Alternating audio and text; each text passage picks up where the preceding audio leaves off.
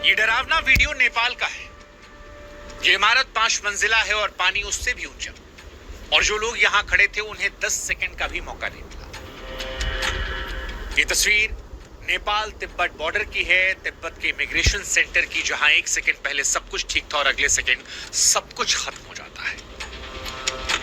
ये तबाही जो आज नेपाल ने झेली, इसे पूरी दुनिया ने आज देखा, और जब देखा तो दुनिया की रूह कांप गई, क्योंकि तिब्बत से निकला सैलाब नेपाल को रौंदता हुआ गुजरा है। हिंदुस्तान इसको लेकर इसलिए व्यथित है क्योंकि नेपाल के साथ साथ इसमें हमारे भी 105 लोग लापता हैं। वो लोग जो भोलेनाथ के दर्शन करने कैलाश जा रहे थे, अब उनके घरों का फोन नहीं लग रहा।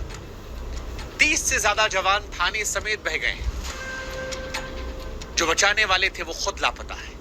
60 मजदूर सुरंग के अंदर थे और सुरंग के मुंह पर पूरी की पूरी नदी आ गई। बांध टूटा, हेलीकॉप्टर बचाने पहुंचा था, लेकिन खाली लौटना पड़ा क्योंकि उतारने के लिए जमीन ही नहीं बची थी। और ये पानी रुका नहीं है, ये गंडक बनकर बिहार आ रहा है। 8 जिले अलर्ट पर है। लेकिन अगर आपको लगता है कि सबसे ज्यादा खौफ इन तस्वीरों का है तो आप गलत हैं, क्योंकि सबसे ज्यादा खौफ लापरवाही का है। 13 महीने पहले इसी नदी में यही तबाही आई थी, जांच हुई थी, रिपोर्ट बनी थी। उस रिपोर्ट में लिखा था कि ये दोबारा होगा, लेकिन शायद सब कुछ रिपोर्ट में ही फाइल हो गया, और उसके बाद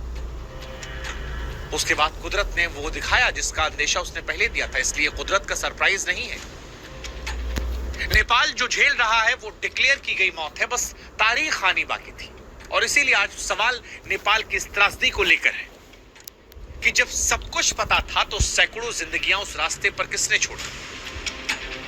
क्या ये प्राकृतिक आपदा है या फिर इसके लिए जिम्मेदार हैं हम? नमस्कार, मैं हूं शुभांकर मिश्रा, और आज नेपाल के लिए सारी दुनिया दुआएं कर रही है। लेकिन दुआओं के साथ साथ आज हम ये समझेंगे कि ये पानी आया कहां से। 13 महीने पहले जब वार्निंग दी गई थी तो फिर उससे सबक क्यों नहीं लिया गया? 26 अगस्त बुधवार सुबह करीब 8:30 बजे तिब्बत की तरफ से लेंदे नदी में कुछ होता है, गड़गड़ाहट। चश्मदीद बताते हैं कि ऐसी आवाज आई जैसे ज्वालामुखी फटा, और ये नदी नीचे आकर कहलाती है भोटे कोशी। वहां से चली तो सीधे उस दरवाजे पर पहुंची जहां से नेपाल चीन का सारा व्यापार गुजरता है। फिर वहीं पर बॉर्डर पर वो दरवाजा जहां से भोलेनाथ के यात्री तिब्बत में घुसते हैं, कैलाश जाते हैं। यानी उस सुबह मौत ने वो दरवाजा चुना जहां सबसे ज्यादा लोग खड़े थे, ट्रक वाले, मजदूर, पुलिस वाले और यात्री। इसके बाद 9 बजे रसू वागड़ी पहुंचता है ये सैलाब, और यहीं पर वो सीसीटीवी वाला सीन आता है। कस्टम, ट्रक, इमिग्रेशन सब बह जाता है। 9:15 बजे जिले के सबसे बड़े अफसर तक खबर पहुंचती है। तब तक पानी टिमुरे बाजार को निगल चुका है। और यहां पर एक बात नोट करने वाली, पूरी कहानी इसी पर है। उस दिन रसुआ में बारिश नहीं हो रही थी। खुद जिला अफसर ने कहा, यानी ये बादल पटने वाली बाढ़ नहीं थी, ये पानी कहीं और से आया था। पानी दौड़ता है, रास्ते में जो आता है, गांव, बाजार, सबको निगलता चला गया, बस्तियों को। जितनी तेजी से आया उतनी तेजी से गुजर गया, और पीछे कीचड़, मलबा, सन्नाटा सब छोड़कर चला गया। इस तबाही का अगर आप हिसाब लगाएंगे तो आप जानते हैं नेपाल में इस पानी ने क्या क्या निकला। सबसे पहले रक्षकों को निकला। बॉर्डर से लेकर नीचे घाटी तक 3 के 3 पुलिस पोस्ट बह गए। 32 जवान लापता हैं, यानी जिनकी ड्यूटी थी बचाना, उन्हें ढूंढा जा रहा है। दूसरा, सुरंग के 60 लोग। लंगटांग हाइड्रो प्रोजेक्ट पहाड़ के पेट में अंधेरे में काम चल रहा था, बाहर क्या हो रहा था कोई अंदाजा नहीं। सुरंग के मुंह पर पूरी नदी आई, अंदर से कोई खबर नहीं, सब बर्बाद। तीसरा, हेलीपैड बह गया, हेलीकॉप्टर को लौटना पड़ा, सड़कें कटी हैं, फौज के जवान चट्टानों के सहारे बच्चों को निकाल रहे हैं। बांध, उनको नुकसान पहुंचा। 216 मेगावाट के अपर त्रिशूली प्रोजेक्ट का बांध टूटा तो पहाड़ जितने सैलाब में बांध का रुका पानी भी जुड़ गया, त्रिशूली बाजार में घुसा और सब बहा ले गया। 13 पावर प्रोजेक्ट सब ठप हुए, और इंसान 22 मौत की पुष्टि हुई है। लेकिन ये आंकड़ा छोटा है क्योंकि लगभग 400 से संपर्क टूटा है। 291 विदेशी हैं, 105 भारतीय हैं, 37 एनआरआई हैं। सबसे ज्यादा तो कैलाश रूट पर है। अब एक ऐसी विडंबना है कि शिव के दर पर जाने वाले शिव की झीलों के रास्ते फंसे हैं। हालांकि सभी लापता का मतलब मौत नहीं है। टावर बहे हैं, रास्ते कटे हैं, लोग सुरक्षित मिल भी रहे हैं, आंकड़े हर घंटे बदल रहे हैं, लेकिन डर है। सीमा पार और बुरा हाल है। तिब्बत की वो पोर्ट जहां से कैलाश यात्री एंट्री करते हैं, वहां दर्जनों लोग बहे हैं। हालत ऐसी है कि खुद चाइना के शी जिनपिंग को सर्च का आदेश देना पड़ा। इधर नेपाल के पीएम बालेन शाह ने नदी किनारे लोगों से सतर्क रहने की अपील की है। भारत भी मदद की बात कर रहा है। कहा जा रहा 88 को जिंदा बचाया गया है, 12 हेलीकॉप्टर लगे हैं। लेकिन कहानी खत्म नहीं हुई है। ऊपर पहाड़ों में पानी अभी भी रुका है। प्रशासन ने साफ कहा है कि एक और दीवार कभी भी टूट सकती है।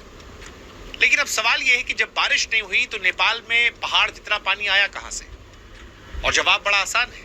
हिमालय के ऊपर ग्लेशियर है, बर्फ के पहाड़। धरती गर्म हो रही है, ये पिघल रहे हैं और पिघला पानी कई बार ग्लेशियर के ऊपर ही झील बना लेता है। और इसी झील की दीवार क्या है? चट्टान नहीं, बर्फ का मलबा। एक दिन ये टूटता है और पूरी झील एक झटके में नीचे। विज्ञान इसे ग्लोव कहता है, देसी भाषा में पहाड़ पर टंगा पानी का। काठमांडू यूनिवर्सिटी के वैज्ञानिक कह रहे हैं कि बर्फ का पहाड़ नदी में गिरा, नदी ब्लॉक हुई, पीछे पानी जमा हुआ और वो दीवार फटी। उसी सुबह तिब्बत में 4.4 तीव्रता का भूकंप आया था। अब कोई कह रहा भूकंप ने गिराया, कोई कह रहा झील फटी। सब अलग अलग चला रहे हैं। लेकिन सच ये है कि ये बम इस घाटी में पहले ही फट चुका था। हमें पता था कि यहां ऐसा हो सकता है, तैयारियां नहीं थी। 8 जुलाई 2025 को यही नदी यही तिब्बत में तालाब लेकर आई थी। 9 मौत हुई थी, 19 लापता थे। नेपाल चीन को जोड़ने वाला फ्रेंडशिप ब्रिज बह गया था और कैलाश यात्रा का रूट महीनों के लिए टूटा था। तब नेपाल सरकार अंतर्राष्ट्रीय वैज्ञानिकों की सैटेलाइट रिपोर्ट में साफ साफ लिखा गया था कि फिर हो सकता है। और इसीलिए आज कुछ सवाल हमारे नेपाल सरकार से हैं कि एक सायरन की कीमत कितनी होती है। जुलाई 2025 के बाद यह हिसाब किसी ने क्यों नहीं लगाया? तिब्बत के टिमरे तक पानी को पहुंचने वक्त लगता है। 10 मिनट की वार्निंग सैकड़ों जाने बचा लेती, पर वो 10 मिनट किसने खाए? सवाल नंबर 2 चीन से भी है। झील तिब्बत में, मॉनिटरिंग चीन के हाथ में। जुलाई 2025 के बाद नेपाल के साथ रियल टाइम क्या डेटा शेयरिंग शुरू हुई थी? और अगर हुई थी तो फिर ये दिन क्यों देखना पड़ रहा है? अगर बिना किसी गलती के आपका क्रेडिट स्कोर लगातार कम होता जा रहा है तो शायद आपके साथ ये स्कैम हो रहा।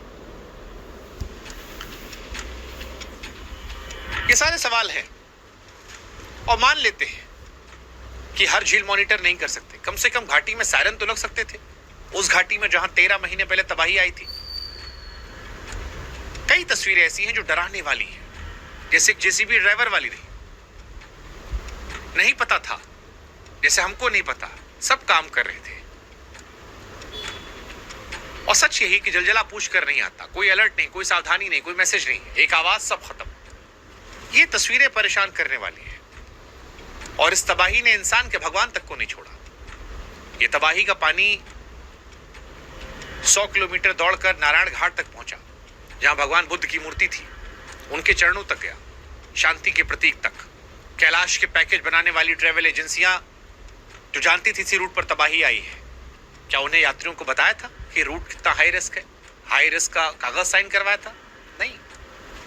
13 महीने पहले जब हमने बताया, इसी पे ग्लॉफ आया था। तो भारत सरकार के लिए भी सवाल है, क्या कैलाश यात्रा के लिए कोई एडवाइजरी थी, कोई रिस्क असेसमेंट, जो इतने सारे नागरिक पहुंच गए?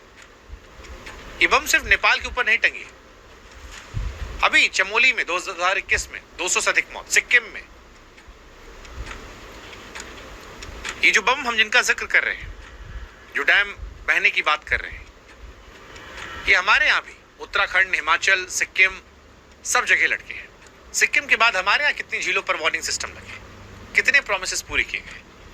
ये सारे सवाल बड़े महत्वपूर्ण हैं। तो आसान शब्दों में अगर इस पूरी कहानी को समेटे तो 26 अगस्त की सुबह तिब्बत से आई पानी की दीवार ने नेपाल का रसुआ निगल लिया। 22 मौतें हुई हैं, सैकड़ों लापता हैं। कुदरत ने किया है, सच है, लेकिन यह अधूरा सच है। पूरा सच ये है, कुदरत ने 13 महीने पहले रिहर्सल किया था, वार्निंग दी थी, लिखित दी थी, लेकिन हम नहीं समझे। बाढ़ कुदरत भेजती है, लेकिन बिना वार्निंग के मौत वो सिस्टम भेजता है। बाकी आपका कोई अपना फंसा हुआ है तो भारतीय दूतावास काठमांडू के इमरजेंसी नंबर स्क्रीन पर हम आपको बता दे रहे हैं, +977 9851 316807। और भी कुछ नंबर है, 9851 289 445। हिम्मत मत हारिए, लोग मिल रहे हैं, जो अपडेट होगी आप तक पहुंचाएंगे। लेकिन इन घटना को आप प्राकृतिक घटना मानते हैं या इंसान की लापरवाही का नतीजा, या दोनों? जवाब आप कमेंट सेक्शन में जरूर लिखिएगा।